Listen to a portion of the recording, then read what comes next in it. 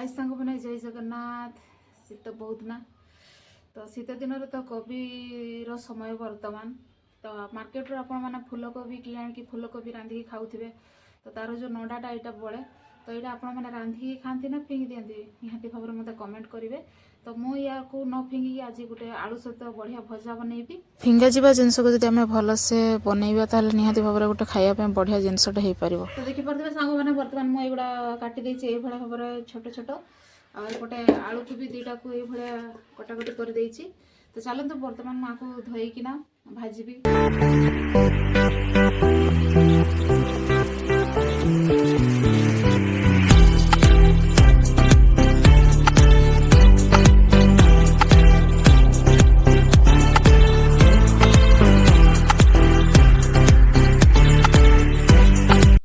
सांग मैंने मोर फुलकोबी जो नडा आलू भजाटा बर्तमान हो जाइए रेडी देखिपे। आउे कम तेल देसी तो आपने चाहिए आपको अधिक तेल देकी भलसे भाजिकिना पखाड़ सहित खाई पारे और पखाड़ सहित खाइबा बहुत ही स्वादिया लगी थाए। तो निहाती भाव फिंगुवे जब निहाती थोड़ा बनैकी ट्राए करूँ। तो आज ब्लॉग ये रखिबार। Bye bye.